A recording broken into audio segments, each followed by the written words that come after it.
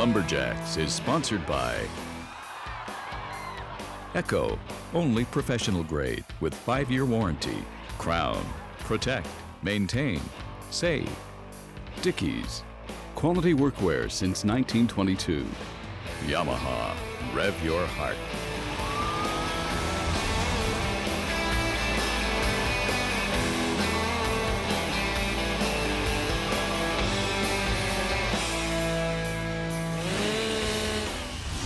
We're here in the shores of the Bay of Fundy where the tide is out right now, but we have to hurry our way through this opening because it's also on its way back in.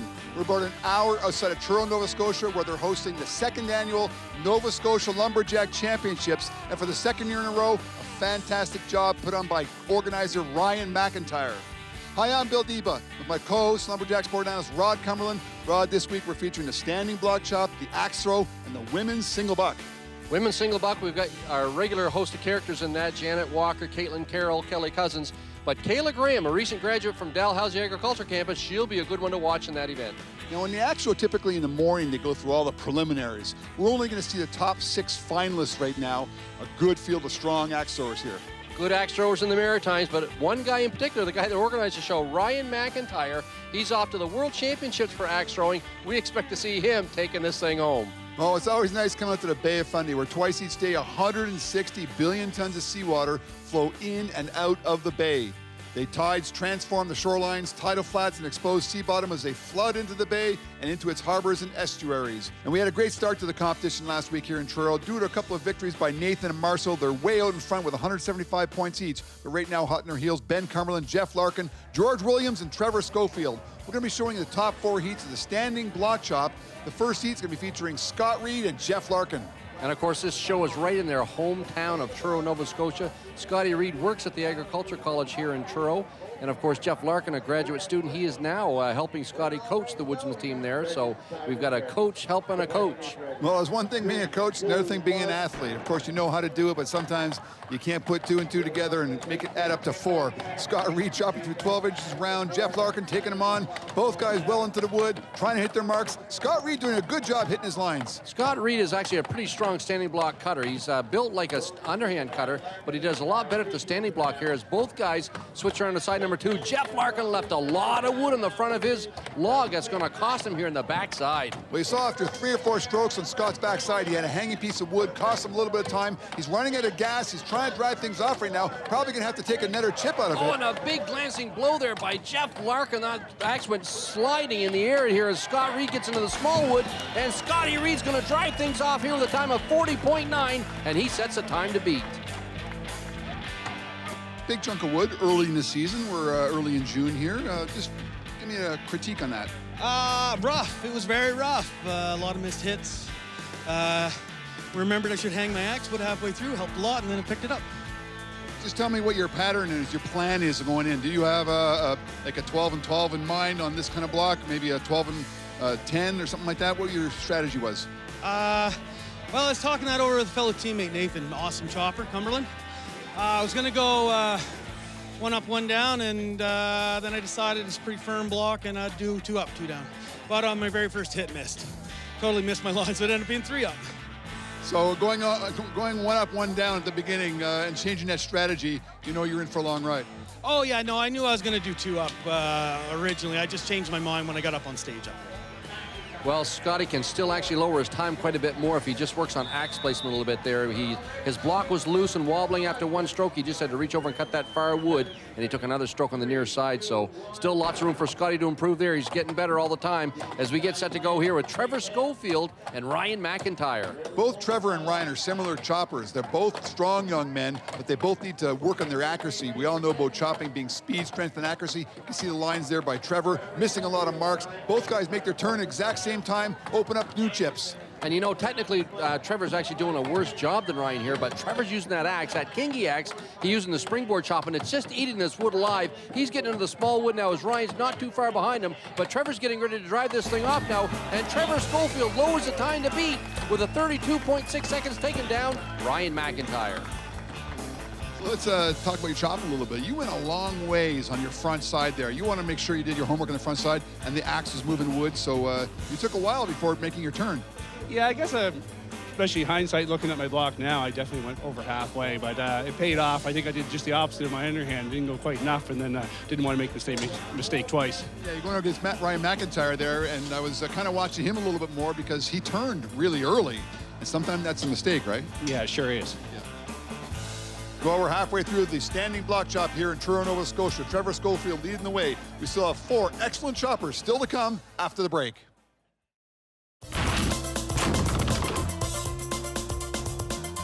Truro Nissan is one of Nova Scotia's newest dealerships. We opened the doors in April of 2015. It's fairly large, the county of Colchester and into some of the neighboring counties. Nissan's fairly well represented in Nova Scotia, but they give us a pretty large marketing area. Ryan came into the store one day and started to, I guess, make his pitch about why he thought we should be involved. And I had an idea who he was because of some of the other people he deals with in his Lumberjack career. And the second he said, be involved in the Lumberjack competition, I just stopped him and said, okay, I'm in. Let's do it. It fits very well with how we like to align ourselves. We've worked hard to promote active lifestyle, healthy choices, outdoors. Our community has so many things available to the people that live here to be active and get outside that this was just a perfect fit for us. And many thanks to Truro Nissan for getting involved, along with all the other sponsors that make this event happen. The 2nd annual Nova Scotia Lumberjack Championships here in Truro. Right now we're halfway through the standing block shop with 2 heats still to come. Right now the time to beat is 32.66 set by Trevor Schofield before the break. Marcel Dupuis and Berlin Nickerson coming up next. Big heavy hitters here in the Maritime Lumberjack Association. Berlin Nickerson, of course, a lobster fisherman from down in Pubnico, Nova Scotia. Marcel Dupuis, a firefighter from Memramcook, New Brunswick, and they're into this chop. And look at the speed by Marcel Dupuis. Once again, speed, strength, and accuracy. Marcel's coming on like gangbusters, hitting his marks as well, and hitting the log hard. Well, Marcel Dupuis opened up a really narrow front. I'm quite surprised at that. Hopefully he went high, which he did. He's got nice high lines here in the back, so he should be able to drive this thing off with little effort at all once he gets into the small wood here now. And a good pace by Marcel Dupuis. One more chip, and he's ready to drive things off. Berlin Nickerson trying to keep pace. Oh, and a terrible fall there by Marcel. He holds on to his axe, gets back on his feet. One more slip, still trying to drive things off, and Marcel Dupuis sets down a time of 33.10, just edging out Berlin Nickerson in the standing block. Well, let's talk about the obvious first. Just tell me about what happened with the fall there. Well, I think the first time I might have stepped on a chip. I have corks on just because the floor is slippery. I usually chop with just flat sole shoes. And then I slipped. The second time when I got to readjust, I think I stepped on the metal of the stand and it slipped again. So it's not a very good job. Well, so it obviously happened when you were ready to drive things off. I counted 12 and 15. It looked like you were ready to go 12 and 12, maybe 12 and 13, but then that happened. Yeah, that was kind of the plan. I was gearing myself to put a big hit in, and I slipped. I thought it was going to come off that hit. But anyway, that's the luck of the draw today. Thanks for your time. Thank you. Well, still the time of 32.66 set by Trevor Schofield before the break is time to beat right now. This is the last heat. Ben Cumberland taking on big brother, little brother Nathan Cumberland. But he's a lot bigger in stature, and he swings a mean axe. As we get started here in the standing block shop, both guys have good axes to use in this wood as they both get into the smaller wood right off the bat after 4 strokes. Fantastic speed and accuracy there by Ben Cumberland, but where he's losing to his younger but bigger brother is in the strength department. Nathan's already over his backside as Ben makes his turn. Ben obviously had a little bit firmer block because he put 3 drivers up to make sure he got the work done in the front. As he gets into the smaller wood on the backside here, Nathan's getting ready to drive things off here, and Nate Cumberland lowers the time to beat. He's going to win the standing block chop with a 24.4. Big race with brother Ben, always a good show. Just tell me about your block in general. You mentioned it was hard. Yeah, the wood we have here today, as always at Truro, we draw for the wood, so you never know what you're going to get. My block was a little bit firmer than I expected, so I just adjusted my pattern, and instead of going 8 in the front like I had planned, I went an extra 9, 10, put a chip hit in another driver in the fire. And you're obviously hitting your marks there. To be able to get it off in 9 and 10 is a good feat. Yeah, I've practiced the standing block a lot more than any of my other chopping events, and it typically shows in my lines, so just very blessed today. Trevor Schofield in an earlier heat with that sloppy chop was good enough for 3rd place here today. 1 and 2 go to the Cumberland boys with younger brother Nathan taking first. Closed captioning is brought to you by 1867 Confederation Log and Timber Frame, Canada's leader in log and timber frame homes since 1979. This is living. being a Canadian champion and all that, a lot of people think it's all glamorous and $1 million and stuff like that. But the fact is that you do travel a lot, and it's a great fun. You meet a lot of great people. You see a lot of different communities and places, which is beautiful, which I didn't have the opportunity to do that before. But there is definitely a cost to all this traveling. And that's why you go try to get some sponsorship. That's why I was so lucky to get the Pump House Brewery to be sponsoring me. And then I'm trying to get all the exposure that I can for that company, because without these sponsors, I would not be able to do all this traveling and compete. People that I work with are super good, because I trade shift and I get my holidays and stuff like that switched over, because all these competitions are on a weekend, which happens to be on some of my shifts. So I got to try to get time off and all that. And a lot of people, for me, to be able to compete in this series, or Lumberjack competition in general, and try to get better, because I want to hit as many competitions as possible. There's a lot of people that have a hand into me, helping me to go to all these contests and trading shift, and somebody working for me, and I still have to have a full-time job because I'm not making a living out of doing these Lumberjack sports. And certainly those sentiments are echoed by all the athletes here and all over the world that participate in Lumberjack sports. They're doing it for the passion, not necessarily for the money.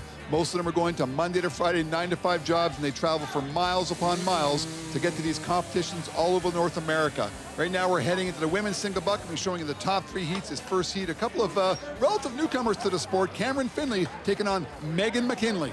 Well, both these girls are still students at their respective colleges. Cameron Finley's still at the Dalhousie Agricultural Campus being trained by Janet Walker. Megan McKinley's still a student at the University of New Brunswick. And actually, both of their coaches here are wedging for them. You see Megan McKinley, this is probably the first time she's ran a competition blade, having a really hard time getting started here. But Cameron Finley's getting into the middle part of her block. And one of the keys to success, of course, in the single buck is keeping that saw straight and smooth. Cameron Finley on the left-hand side doing a good job. You can see keeping the saw relatively straight, not letting the nose dive down towards the bottom. Yeah, Cameron's doing everything right. Big, long strokes. Megan McKinley, again, here, she's just learning how to do it, but she's nice and smooth right now as she's getting into the thicker part of the block, and Cameron Finley's down in the small one. It's not going to take long here. Cameron Finley drives things off, and she sets a time to beat in the women's single buck with a 36.1. Cameron, I know some of the rules in single buck are use as much of the blade as possible.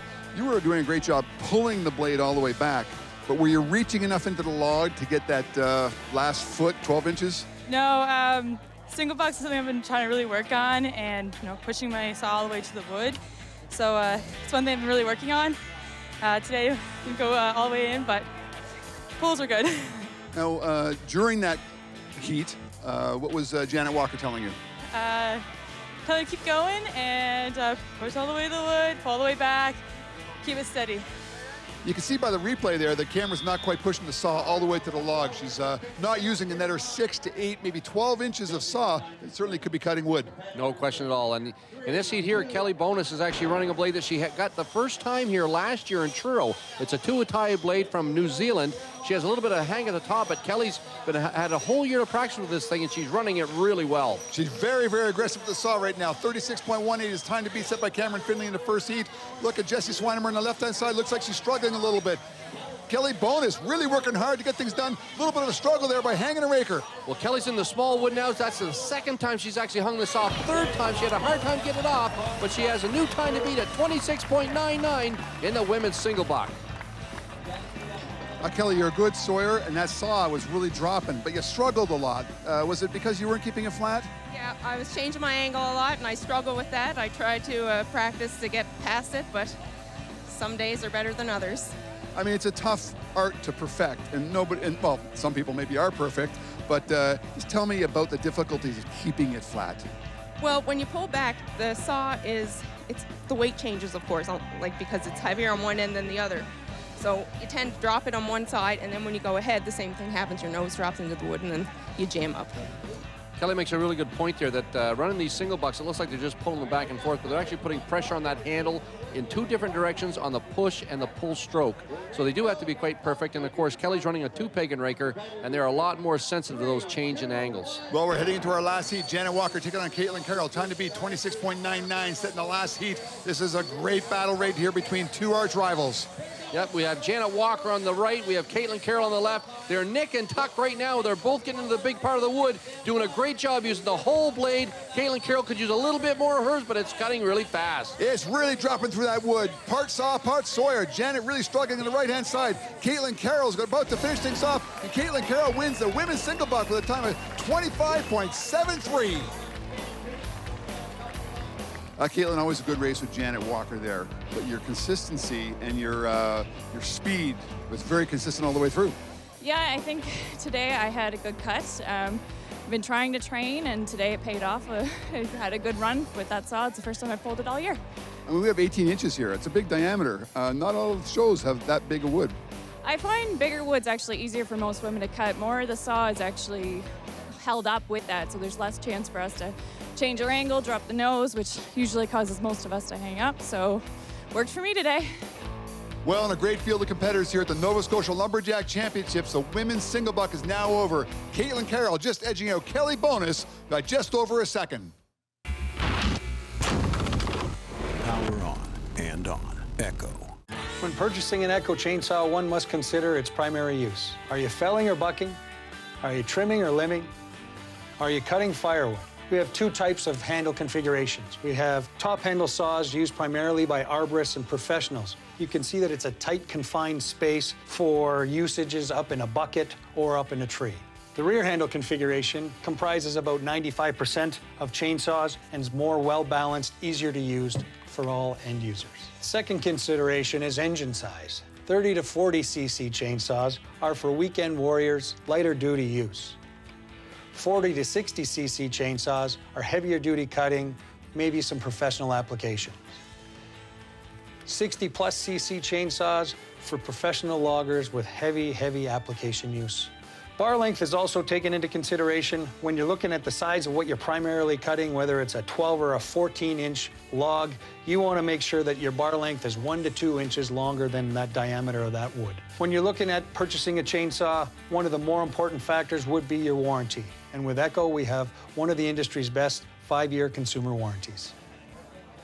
Hey, we're back here in Truro, Nova Scotia for the second annual Nova Scotia Lumberjack Championship. So far, we've seen a lot of sawing and chopping action. We're going to change gears a little bit, and we are heading into the axe throw. Earlier today, all 30 competitors competed in the axe throw preliminaries. We've whittled it down to the top 3 competitors, starting with Berlin Nickerson, scoring years of 5-4, 3-2, and 1. And looks like, Rod, there's going to be a little bit of problem with that one. Yeah, in the MLA, the rule says that only the leading edge counts. If both tips hit, it's actually a 0 or disqualified throw. So poor Berlin, he gets a 0 for throw number 1. Well, you can see Darren Colford, the head judge, letting him know that. Looks like he got a bullseye in that throw. Good comeback there by Berlin Nickerson as he heads into throw number 3. Although it looks like the head judge is going to talk to Berlin again, and I think he's talking about stepping over the line. Yeah, and actually, I've judged Berlin before. Berlin actually he's really close to stepping over the line every time he throws. You can see he leads in with his throw. That one, there's a score of 4 on his third throw. So, yeah, it's always plaguing Berlin because he comes so close. He leans ahead a lot, and he's very close to going over the line all the time when he throws. And I think the judge called him on that on his second throw. Well, after throw number 1 being a 0, throw number 2 ended up being a 0 for stepping over the line. Throw number 3 comes in with a good solid 4 points for a 3-throw total of 4. That's not going to get him in the money as we head into Mike Zwicker, an axe thrower from what I'm told, the Timber Lounge. Yeah, this is one of the only events that Mike does at the in the Maritime Lumberjack Association. First time I met him was here in Truro. And he does do a lot of axe throwing down in Halifax at the Timber Lounge, and this is the first time he's actually tried it at an MLA competition. Good throw there. He actually scores a 3. Throw number 2, he bears down, and looks like he's got a 4 there. You can see the sap coming out of the target, which means they're good, moist targets there. They're provided by the Timber Lounge, and right now, Mike Zwicker's got a 2-throw total of 7, heading to his last throw. He could get a good score here. He's actually in the lead right now if his nerves don't get to him. Oh, but that's the Achilles heel in axe throwing is letting your nerves get to you. And Mike Zwicker in his first professional competition, it does happen. He drifts down for a 1. Well, looking at the replay here, he certainly does look relaxed, and he throws it in there for a first throw total of 3, and then he fires another 4 to give him a 2-throw total of 7, but it's in the third throw, which often happens with axe throwers, is that's when they really tense up. And that happened here. Of course, he threw a 1. So, but even still, right now he's in the lead in the axe throw with a 3-throw total of 8 points. Here we are in Jeff Larkin, a seasoned axe thrower from the Nova Scotia Agricultural College, and that's going to be close to a 3 or 4. Looks like Darren Culford's going to zero in on that, and he's given him a 5 for a nice cushion there, as he only needs a couple of reasonable throws to take the lead on this one. And there's a reasonable throw. That's a 4 for Jeff Larkin's second throw. 2-throw total right now of 9, so it's all his. This third throw is just money in the bank. Nice and relaxed is the way to go. Here's throw number 3, looking for a bullseye. He gets a 4 for a 3-throw total of 13. Jeff Larkin wins the axe throw. A couple of things you do differently there. You shoot from about 21.5 feet. Why so far back from the throw line? It's just something I kind of taught myself, because whenever I was too close to the line, this part of my axe would actually hit the wood. So I'd never stick in the target, so I'd bring myself back from rotation. It's perfect for me. So it's a long-term thing that you've been doing that, I guess. And the other thing you do is you always seem to touch the back of the axe head with your nose. Is that a luck thing? Superstition, I guess. It gets myself lined up with that target. Well, we have a lot of good axe throwers here at the Nova Scotia Lumberjack Championships. Jeff Larkin was a class of the field. Unfortunately, a few of the others struggled in the finals. And the crown pivotal point today is Janet Walker from Truro, Nova Scotia. She actually struggles in the event. She usually dominates, only taking 5th place in the single buck and putting her down in the standings. Well, 2/3 of the way through the competition here in Nova Scotia, Nathan Cumberland's leading the way. Marcel Dupuis only 75 points behind, with a few others still in the chase. Well, the lumberjack of the day today is Darren Casey, good old UNB lumberjack buddy of mine. He's pushing the 50 mark pretty hard, and he's in the top 5 with the 2nd place finish in the axe throw event.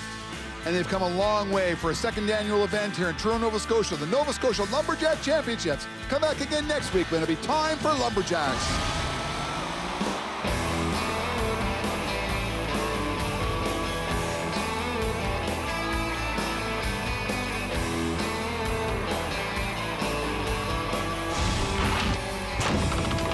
Lumberjacks is sponsored by Echo, only professional grade with 5-year warranty. Crown, protect, maintain, save. Dickies, quality workwear since 1922. Yamaha, rev your heart.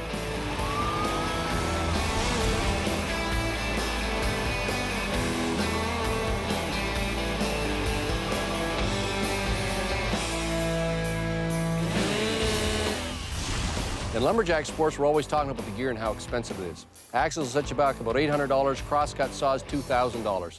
But it's actually how you look after the tools once you're done using them on stage that makes a whole lot of difference. This here is an old beater axe, but it serves a purpose to show that if you don't look after stuff and maintain it well, it doesn't take too long before it gets grungy and rusty and won't perform up to its maximum potential. So what I do when I'm done with my saws and axes, I try to get that pitch and gum, whatever you use it in, pine or poplar, you want to get that off of your blade and actually treat it with something like Crown lubricant. It has no solvents in it, so it doesn't cause rust. We just spray our gear down before we put it away. It'll last a whole lot longer.